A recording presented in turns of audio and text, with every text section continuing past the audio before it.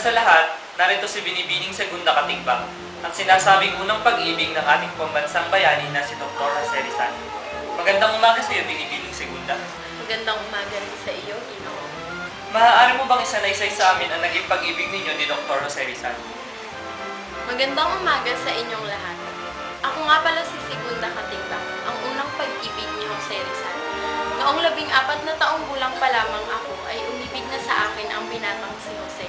Kaibigan kasi siya ng aking kapatid na si Mariano Katigbang. Tuwing linggo ay pumupunta ang aking kapatid kila Jose at minsan naman silang dalawa ay pumupunta sa trozo para dalawin ang tinuturing na lola ni Jose, isang kaibigan ng kanyang ama.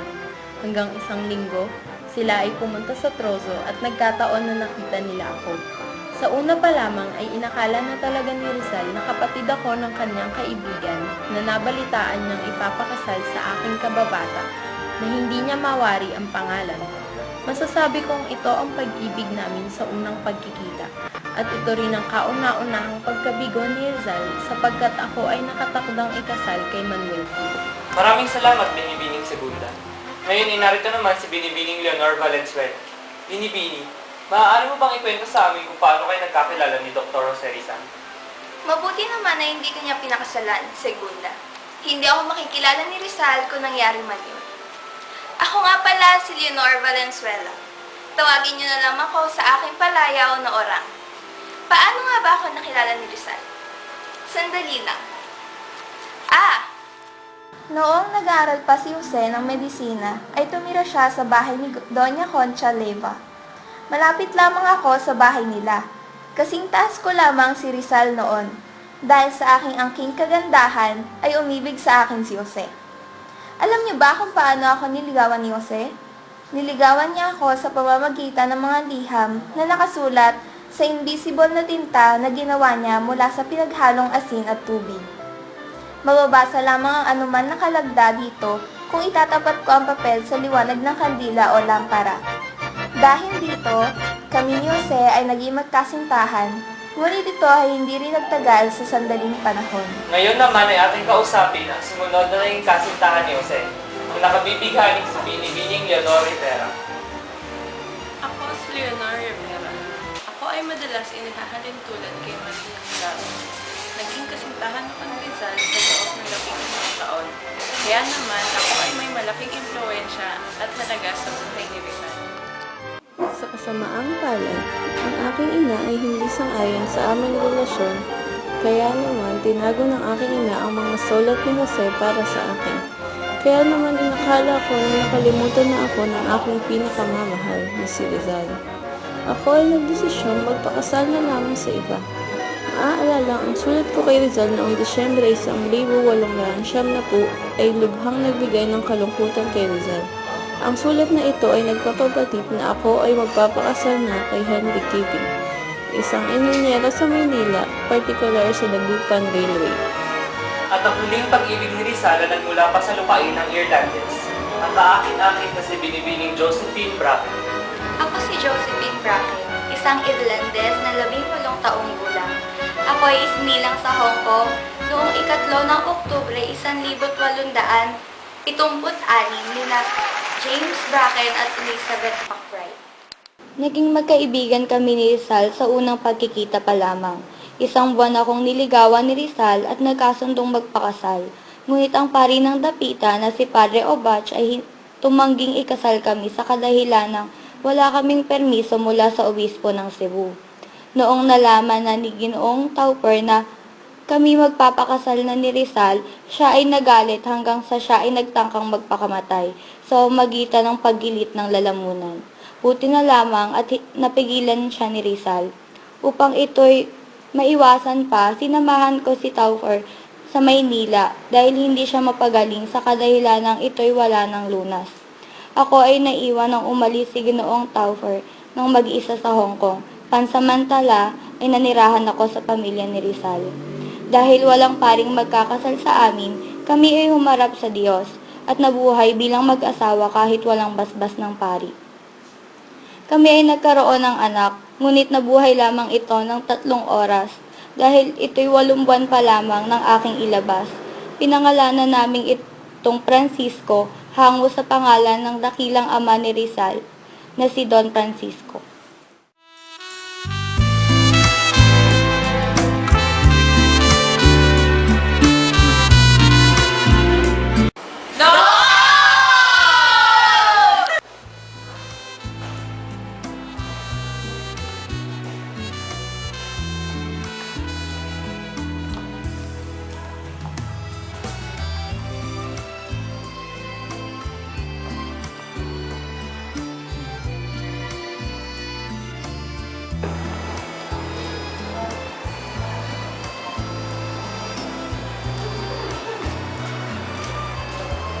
Magandang araw, Binibini. Ako si Jose. Maaari ko bang malaman ang iyong ngalan? Ginoo, ang ngalan ko po ay Leon. Kinagagala kita makilala niyo.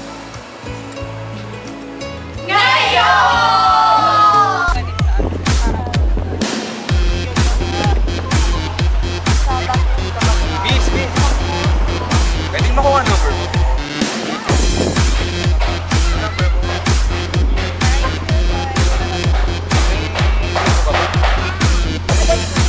Ano yung URL? Nag-Twitter ako nun. Follow mo na.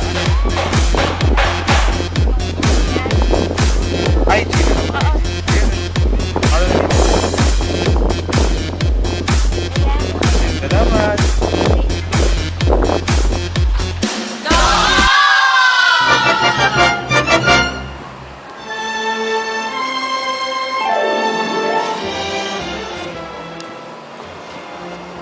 Ganang nabibili. Maaari ba kitang magsaya?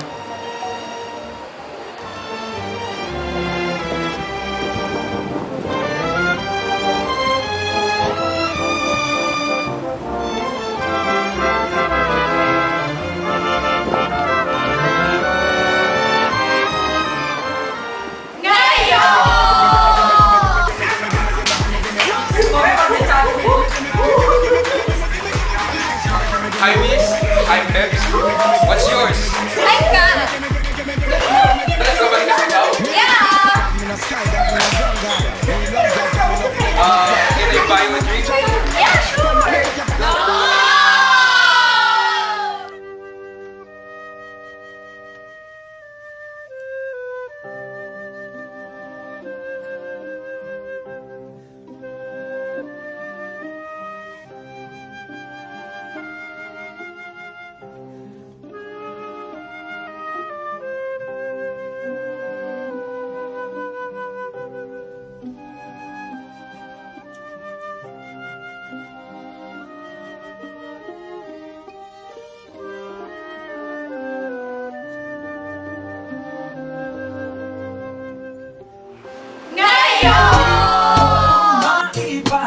Hindi ko maipaliwanag ang lahat. Marahil ikaw ang laging hinahanap. Ikaw ang laging hinahanap sapagkat Gising ko, ikaw ang nasa isip. Hindi kita hanggang sa panaginip. Kasi ikaw ang iniibig. ikaw lang at wala nang iba. Hindi ko maipaliwanag. Hindi ko maipaliwanag ang lahat. Marahil ikaw ang laging hinahanap. Ikaw ang laging hinahanap sapagkat Gising ko, ikaw ang nasa isip. Hindi kita hanggang sa panaginip. Kasi ikaw ang iniibig ko.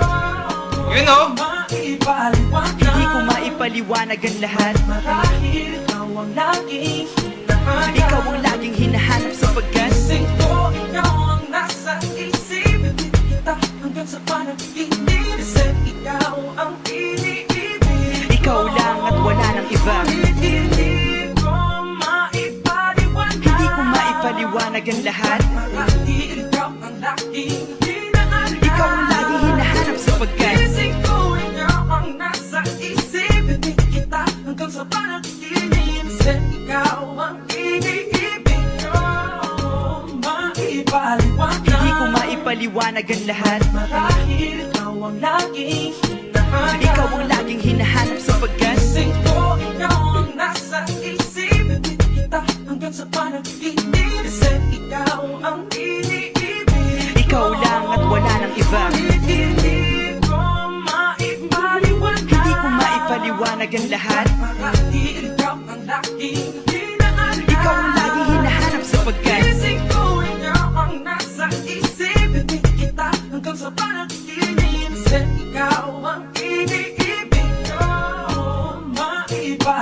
Hindi ko maipaliwanag ang lahat. Marahil ikaw ang laging hinahanap. Ikaw ang laging hinahanap sapagkat Gising ko, ikaw ang nasa isip. Ibig kita hanggang sa panaginip. Kasi ikaw ang iniibig. ikaw lang at wala nang iba. Iniibig ko Yes! O pagsintang labis sa puso ni Tapat, nakamakin na masinong pala.